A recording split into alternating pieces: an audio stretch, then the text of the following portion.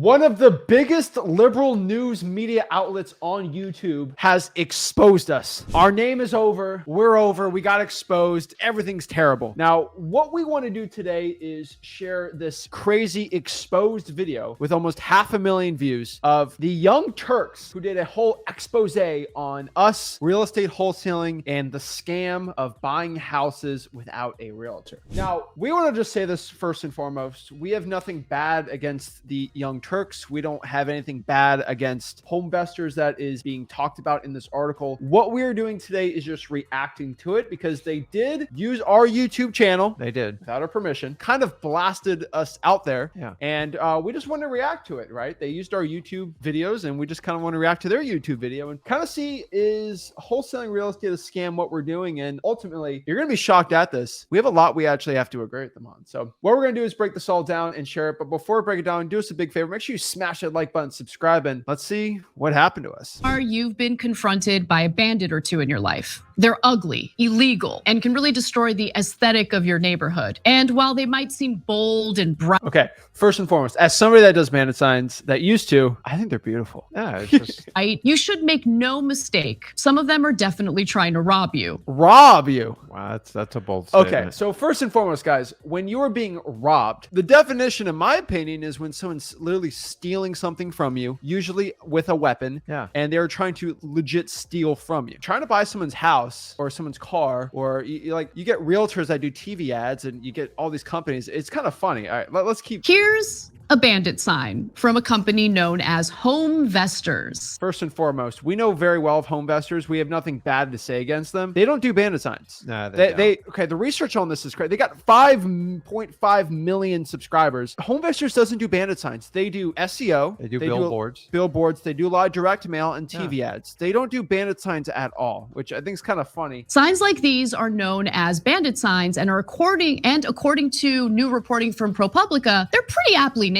ProPublica has revealed that the business practices of Homevestors of America, which is the company behind the We Buy Ugly Houses bandit. So first and foremost, this is based on an article that went after Homevestors specifically. And what we want to let you guys know is, yes, Homevestors has been getting under fire. We have nothing to say against it or something, but there was an article out there about Homevestors about how some of their franchisees are recording memorandums everywhere. Yeah. And specifically, what we can tell you is one of the people mentioned in this article is a very well-known Homevestors franchise near us. And this is a man, or a woman, which I can say this, and my lawyers have given me permission to say that on multiple occasions has filed memorandums on deals that I have under contract that I personally bought for cash and have told me, quote, I'm a young kid and I don't deserve this deal. I don't know what I'm talking about. And they've actively tried to steal deals from me. People in that company, which I'm not mentioning it, but this is all, I have it recorded on CallRail. They've told the seller that this is a kid that has no money. Don't go with him. And the seller trusted this person. And unfortunately, we had to get lawyers involved. We ended up buying it cash because that's what we actually do. This is a Homevestors franchise that does hundreds of memorandums a year, and they're getting a lot of trouble for it. Now, this article is not specifically that Homevestors franchisee, only him, but there are multiple ones around the country that file memorandums and don't let people get out of them. Not saying that guy that we specifically talked about is doing that with malicious intent, but a lot of people that are Homevestors franchises in this, according to this article, have been shown to do memorandums and kind of force people to a point to either give them money just to get out of the memorandum, which is 100% legal to do,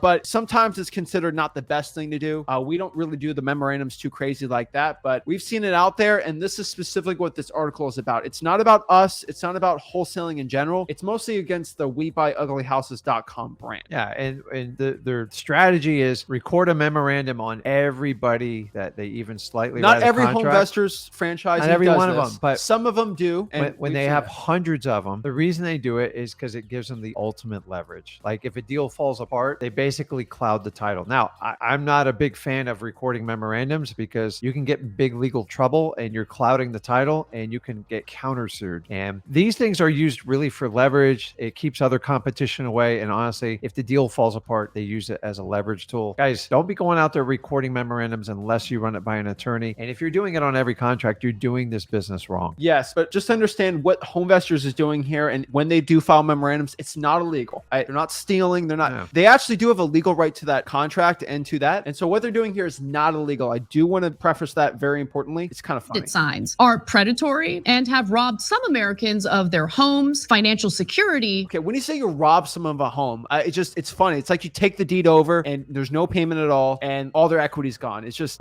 and peace of mind. Now, Homevestors of America is a franchise in the ugly greed. That's a good one. So-called wholesale real estate business, and its franchisees, like all business owners, seek to maximize their profits. That's a terrible thing to do. Shocking. I just profits are. We have a corporation going after other corporations for making money while making money on going after people doing corporations. This reminds me of there's YouTube channels out here that have like 40 views, and their name to fame is to go after other real estate wholesalers to expose them, and they're making money off of exposing people. This is the same exact thing. It's hilarious. But in this business model, profits are reliant on buying distressed properties, value add, for the lowest price possible, yes, to then sell for the highest price possible. Nope. You You don't sell the house. You sell the contract. Yeah, so you sell the contract, and honestly, somebody rectifies the situation, they rehab it, and increases everybody's value in the neighborhood. And it's a service that most realtors can't provide. Convenient how this is kind of said this way. I don't agree with it, but it's her opinion. And unlike other home flippers, wholesalers usually don't do renovations before selling the property to a buyer. According to ProPublica,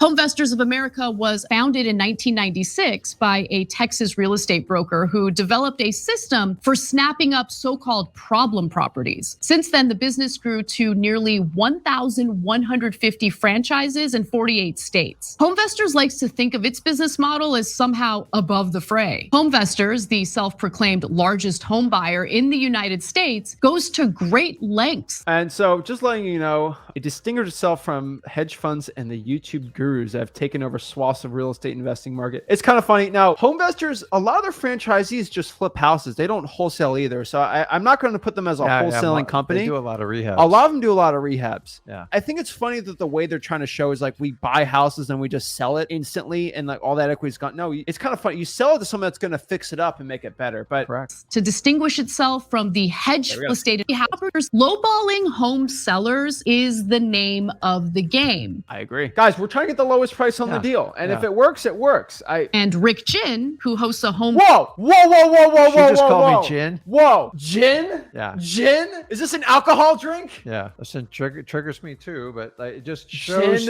the authenticity of this piece is... You said... She's just reading off a teleprompter. She's given information. She's doing her job. But like my name's out there a billion times. Gin? Let's just get it right. Come on. Gin. Flipping YouTube channel called Flip with Rick. Yeah. Pretty candid about it. When you make your initial offer on any wholesale or really any investment deal, remember wholesaling is about getting the absolute best price to maximize the profit in any type of real estate deal. When you make your first offer, it should be embarrassingly low. I agree. I stand by this. I know the truth hurts, but the reality of how a business operates, this is what we do. I find it so convenient where they just cut and paste clips. I've always told people, you can never force a homeowner to sell you. Either it's a good fit or it's not. We don't produce these problems in houses. We just fix them. And I always tell people to have the right intent and the right ethics when you do this business. But you want to target on the lowball. I stand by the statement 100%. The fact is, a realtor lists the property to get maximum and nobody cries about the greed that's done in there. I don't know what the problem with this is. This is the truth. This is how business works. And if you can't handle it, then just, I don't know what to tell you. Think about this. When you're a realtor and you list the property for the most amount of money, you're technically stealing from the buyer, right? Here's the thing. I wish they would go and ask us for a quote or an interview or just something about the statement we just said versus just taking it out of context. It's like we're listening what they're saying in context, and we have to make this video just to react to it. But like,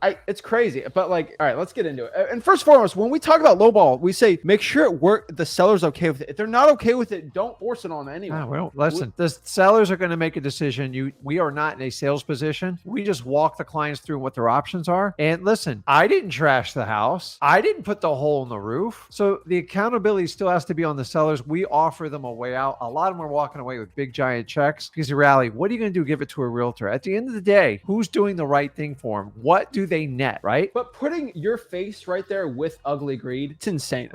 They should have asked us just whatever. How do I know it's low, Rick? Let me tell you this. When you feel brutally uncomfortable and actually a little bit nervous and scared, you are definitely in the right place. If you thought making a lowball offer is gut-wrenching, if you make too high of an offer on your first one and they say yes right off the bat, I got to tell you, it is a helpless feeling. Yeah, because you're losing money. That's it. And the seller's screwing you. Oh my God. I'm telling you how the business works. And I learned my lesson. That feeling of making an offer too much is so much worse than that awkward, uncomfortable lowball offer in the beginning. If you were going to make $100,000 offer and you were like fine with it, drop it down to like 60. Yeah. Rick, $40,000. That's insane. Well, let me ask you this. What if they take your previous offer? Say you're going to offer $100,000 and they say yes. That means you left $40,000 on the table. Oh no. If lowballing people who are looking to sell their homes is the main ingredient in maximizing profits, there's inevitably going to be some gross conduct taking place. I agree with that. But here's the thing. Yeah. It's not just only one person can buy the property. Yeah, you might get one lowball. If you don't like that, you go to another person. Correct. But nobody's ever forced to I will do tell you anything. this, though. Yeah. When you're doing that, there's going to be gross conduct coming out. I do agree. Especially if the investors are looking for sellers in desperate situations. Take what happened to one of the elderly homeowners who was profiled by ProPublica.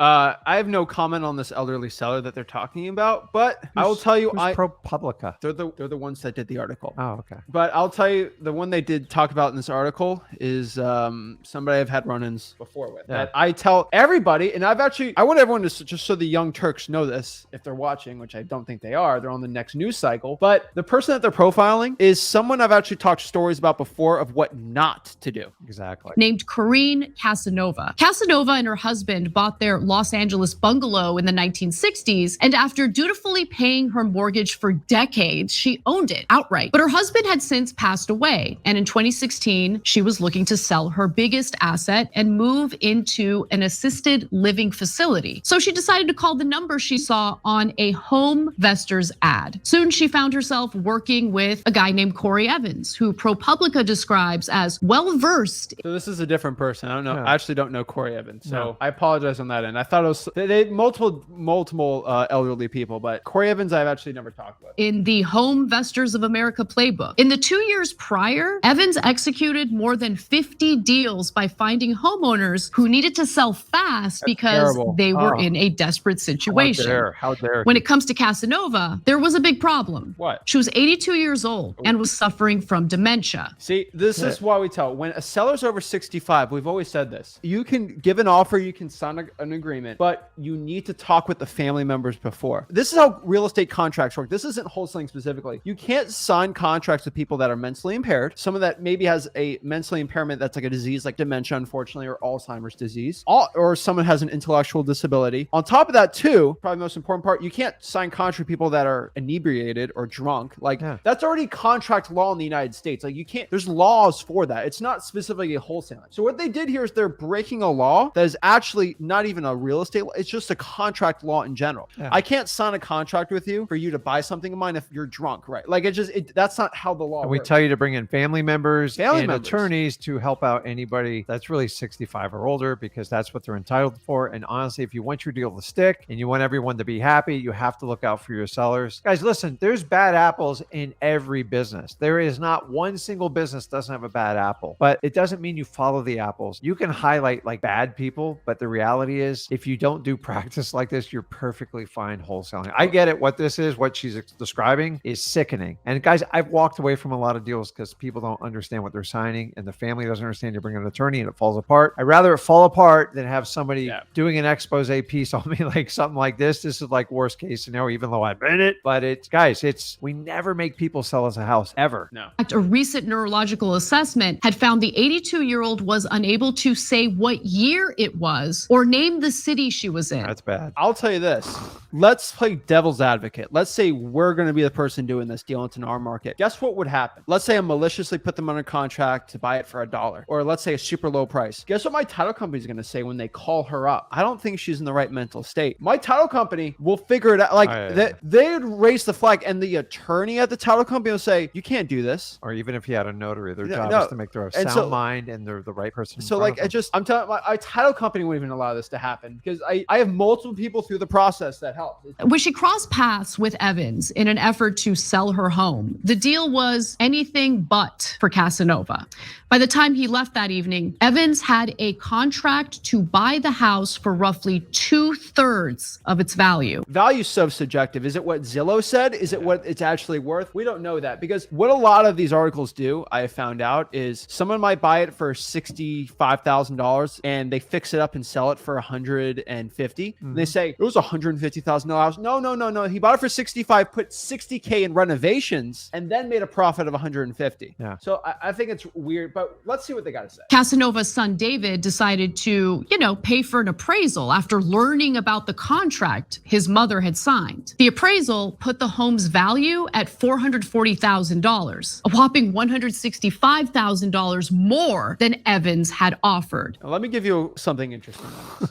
As somebody that puts a lot of properties on the market, we have deals to this day where we'll buy it for a good price and then we'll sell it. Let's say we're going to sell it for 300. You know why we sold it for 300? Because it's been on the market for 2 months. Our highest offer was 260, 270. We had some 200s. Yeah. We get 290s, and then we accept something for 290, right? And it goes to the appraisal and it gets appraised for 380. Yeah. Does that mean the property's worth 380? No, because for 2 months nobody's offered on the market anything above 300, but the appraisal came in at 380. An appraisal is nothing more than a permission slip to get a bank loan. Yeah. Honestly, I would never rely on appraisal, but I get it. Listen, you got a bad apple here. Like, you can't hold the whole industry hostage. I'm not calling Evans a bad apple specifically on this, but he probably should have not done that, but we don't know the full story. I'm still upset about Jen. Yeah, I'll tell you this though. If this Evans guy did do something criminal with intent, even after this article, they would be going after him. I feel like there's another side of the story that's not being told, but because it's illegal to do that. That is elderly financial abuse if what he was doing is true, but we don't see him being arrested. And so there's a different side of the story. Yeah, so there's always two sides of the story, and there's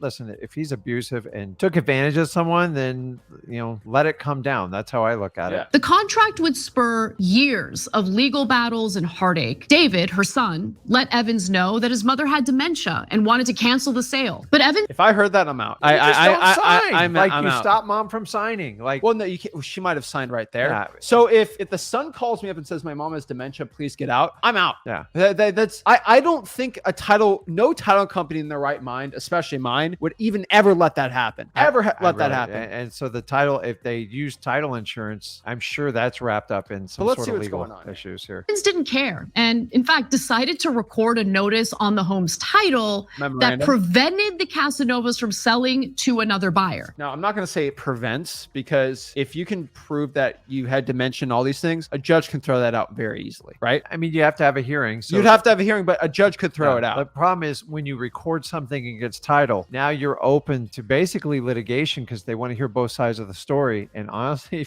guys, when you record these memorandums, like, you be careful. You can wind up on the front page of a newspaper. You can be countersued. And honestly, if you don't perfect your contract, EMD and everything like that, you're most likely going to lose. And the key, when you defame somebody's title, they can sue for damages. And I'm talking about big numbers, because if they prevented you from selling the house and you kept it off the market, they will break it down on a cost per day and what they're paying and suffering. And the biggest part is the lawyer fees. So guys, recording memorandums, this is why I'm a huge advocate of not doing it, only in the worst case scenario and under the advisement of a real estate attorney. The family suddenly found themselves in a multi-year legal battle to keep the home. Corinne Casanova died just 19 days after she signed the contract to sell her home for much less than it was worth. And unfortunately, stories like these they're not that rare. So, this article is going to keep going on. A woman in Arizona, they're going after home investors pretty hard here. We've kind of read the article. It's pretty. And riveting. If you're doing this it says here that home investors prohibits franchisors from recording documents to prevent homeowners from canceling sales. So at least Home Investors is stopping that, right? They're doing some good stuff. She ends up being to pay for it. David said he did none of the repairs Evans had insisted under oath were necessary, but clearly he was still able to sell the home for quite a bit of money and quite a bit more than what Evans had offered. Basically what she's trying to do is just go go after wholesaling real estate. Now, one thing I can tell you is there's a lot of bad apples in this industry. Not like a ton, but there are. So for example, we have family members that are nurses. We love nurses. Nurses save lives. And I can tell you firsthand, I've seen it.